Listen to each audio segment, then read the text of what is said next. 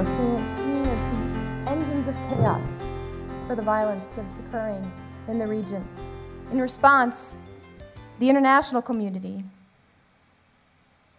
has developed policies in an attempt to reduce the violence through legislation to regulate the mineral trade, such as through the Dodd-Frank Wall Street Reform Act. In the region has been negligible in reducing the violence, particularly around mining areas, while increasing the violence attributed and perpetrated on local communities. In fact, what we see is a collaboration and a cooperation between so-called good guys, bad guys, that blurs our understanding of who the actors are. Who should we understand? Who should we support when it comes to peace-building issues? And so when I was talking to a Mai rebel leader, he said the reason that we stay, the reason that we fight, is because we're not looking for day-to-day subsistence. We're looking for permanent subsistence. We're looking for a job. We're looking for legitimacy. In Congo's violence today and how the international community approaches it, you get it by perpetrating violence. So this is the incomplete perspective that typically encapsulates the Western perspective on African affairs. Africans killing Africans, and that's just the way it is. Africa is one. Africa should be one. There's many nations in Africa, but as it's one continent. It's like one body. We are concerned about the Congo because of its potential to supply resources, to supply an economic stability to the entire continent. It's an eviscerated, state while people are getting rich.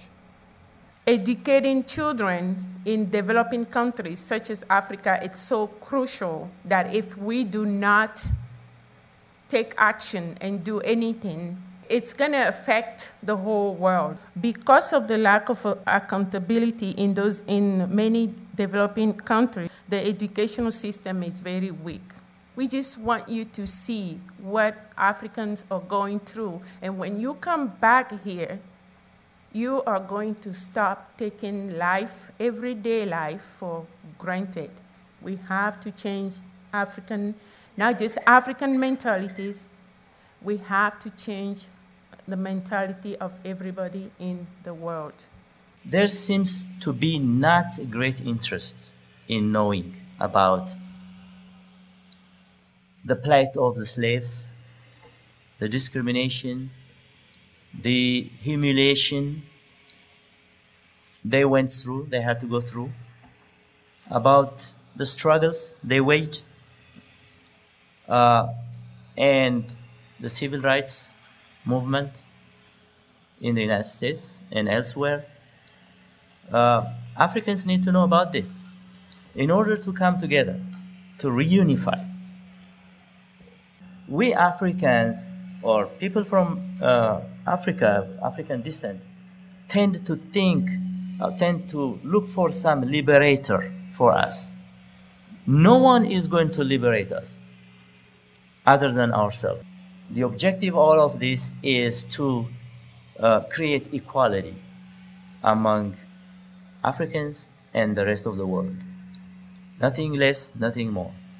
So we have to educate ourselves and educate people of other races, the rest of the world, so they can stand for us, so they can support us in our struggle for freedom, so they can influence matters in Africa.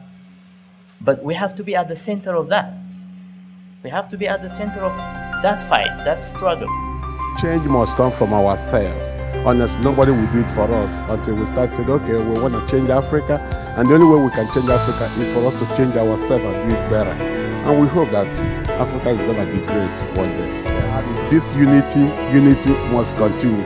This coming together must continue. It was just one of those days that you can put it in a calendar, and I wish all Africans can come and see what you guys done tonight. And it's just a joy. I feel so lucky to be here and to be African, and to hear all those people who, all the speech on the stage. As far as Africa goes, we still have to sit down and talk more and more. There's still a lot of work needs to be done. It's still, we have to lift up the young generations. Oh, it's really impressive, and I love all the speeches. You know, it gives us like the full idea of especially we Africans here, what we have to do, and even our kids. I'm really sorry I did not bring my kids. You know, they should learn more from this occasion. At the same time, when you see something that's just a blatant contradiction to what we all know is basic human rights, you kind of have to try not to respond to that. So I think if we put it out there in a vehicle that's going to be readily accessible for younger people, I think they will respond.